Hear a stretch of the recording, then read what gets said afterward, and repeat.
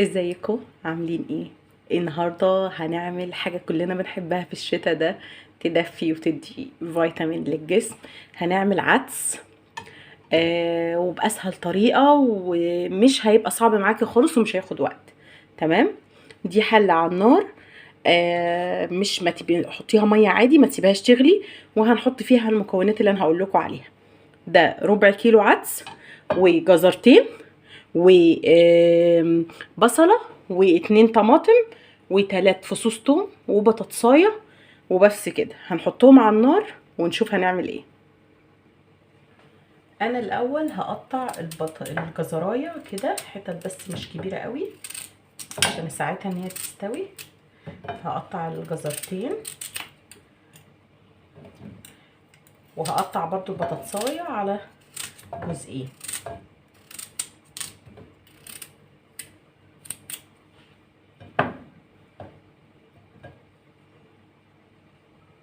بطاطسية برضو احطها على جزئين او على 4. عملتها انا على 4 كده. خلاص قطعت المكونات بتاعتي. هبتدي احط المكونات بتاعتنا في الحلة. بسم الله. وهحط كمان العدس ده انا غسلته كويس قوي، وخلاص اهو هحطه في المية. اهم حاجة بقى يا جماعة، هتقيدي النار عليه وهتسيبيه. اول لما يبتدي يغلي توطي عليه خالص. اوعي اوعي اوعي ان العدس ده بالذات ما بيحبش التقليب، يعني ما بيحبش ان انت تقعدي تقلبي. انا حطيته اهوت، حطيت المكونات ومش هقلب. انا هشغل النار وهسيبها على النار. اول لما تبتدي ان هي تغلي هعمل ايه بقى؟ هوطي عليها خالص واسيبها لغايه اما العدس يستوي، كل الحاجات اللي فيه دي تستوي، وبعدين نكمل نشوف هنعمل ايه.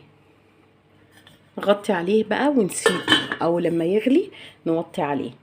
دلوقتي بقى انا قلت استغل الوقت واعمل شويه حاجات منهم. بصل كده هعمله، هيتحط في طبق من الاطباق بطريقه معينه، فهستغل الوقت وقلت ايه، اشتغل نعمل حاجه تانية. ده بصل اهوت انا مقطعاه، مش حتت صغيره، حتت كبيره، وهنزل بيها اهو.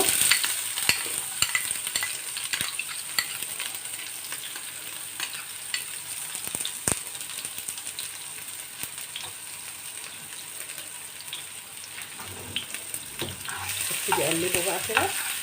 انا البصل ده هحمره خالص، يعني انا عايزاه محمر زي بتاع الكشري كده، لاني هحطه تزيين وفي نفس الوقت هيدي طعم حلو. خلاص وقرب خالص ياخد اللون اللي انا عايزاه. انا عايزاه يبقى لونه يعني ايه، محمر كده زي البصل بتاع الكشري، عشان زي ما قلت لكم هو هيبقى للتزيين وفي نفس الوقت بيبقى طعمه حلو قوي مع الطبق اللي هنعمله من العدس. دلوقتي بقى هعمل الخطوه الثانيه.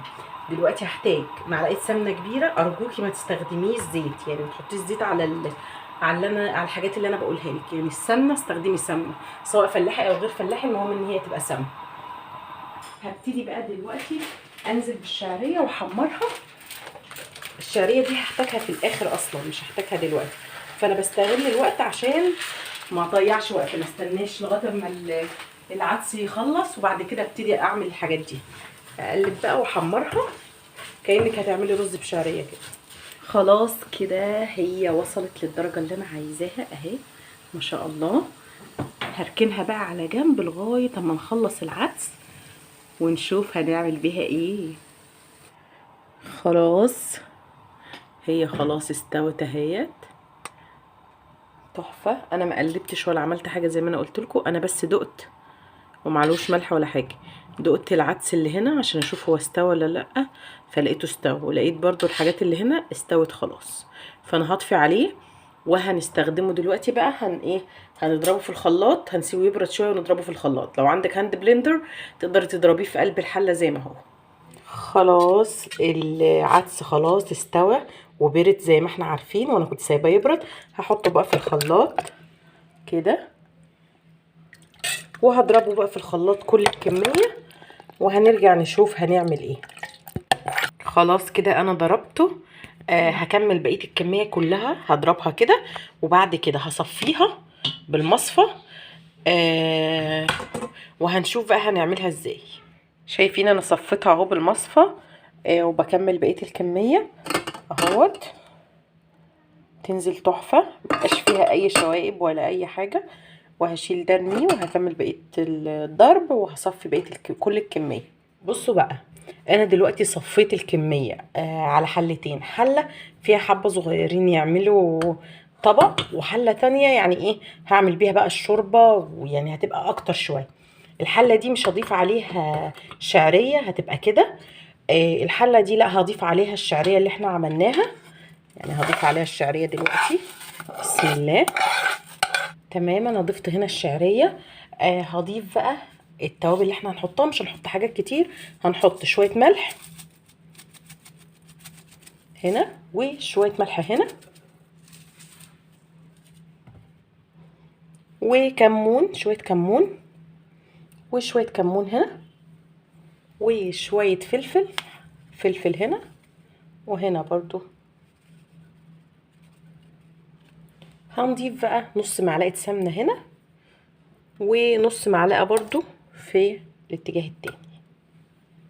مش هحط زيوت ومش هحط اي حاجه، هي السمنه، عشان الزيت بيغير طعم شوربه العدس بالنسبه لي يعني، فما بحبوش. دلوقتي بقى انا هرفعهم على النار، هحطهم على النار دلوقتي. ده يعني هياخد غلوه كده، يعني هيتخن شويه عن كده. وده هسيبه برضو على النار لغايه اما الشعريه تستوي. وطبعا هقلبه وادوق طعمه سواء ده او ده. يلا بينا لغايه ما يديني السمك اللي انا عايزاه. ده طبعا بقى لسه مغليش، هيغلي. واول لما الشعريه تستوي خلاص هطفي عليه، وهنقدمه ونشوفه مع بعض. وده خلاص يعني يعتبر خد السمك اللي انا عايزاه. هطفي عليه بقى وهقدمه، بس مش هوريهولكوا غير في الاخر. اول لما تلاقيه بدأ يغلي كده، اللي هو فيه شعريه، تبدأي توطي عليه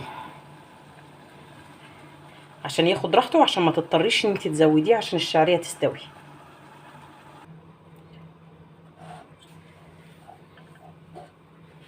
بصوا بقى، ده الطبق اللي قلت لكم عليه. شايفين الجمال؟ شايفين سمكه تقيل ولونه تحفه. انا هعمل طبق واحد بس منه. ده بيتاكل بارد، يعني بعد ما بيبرد بيتاكل عادي، لكن ما بيتسخنش. هنزوقه بالايه؟ بالبصل اللي احنا عملناه. تحفه. يا سلام لو انتوا هنا شميتوا الريحه، ريحته جميله جدا. وده بيتاكل يا جماعه بعيش، ممكن تاكليه كده يعني، كل واحد وراحته.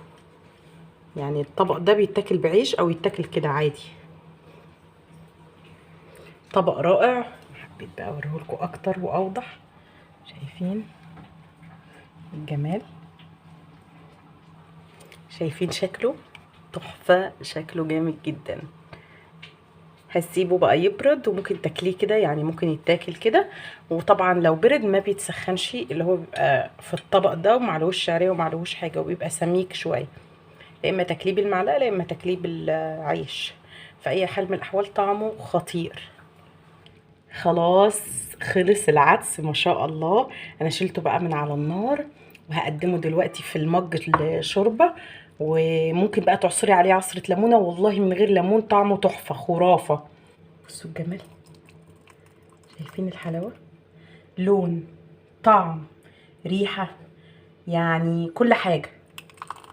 شايفين؟ ده ممكن بقى تحطي عليه بقى نص ليمونه كده، وممكن ما تحطيش. يعني في ناس ما بتحبش اصلا الليمونه على شوربه العدس. في اي حال من الاحوال هو تحفه يعني، وجبه غنيه جدا جدا جدا. ممكن بقى تاخديها عشاء بقى كده، يعني تبقى وجبه عشاء لذيذه. شايفين؟ انا حبيت اوريكم عشان كده يعني تشتهوه، تبقوا نفسكم فيه. دلوقتي خلاص حبيت اوريكم النتيجه. العدس بتاعنا بتاع النهارده وجبه تحفه غنيه، وحاجه تحفه تحفه تحفه. دلوقتي بقى لولو بس هتدوق شوربة العدس. هي بتحب شوربة العدس، دوقيها كده يا لولي. اوكي. اتفضلي.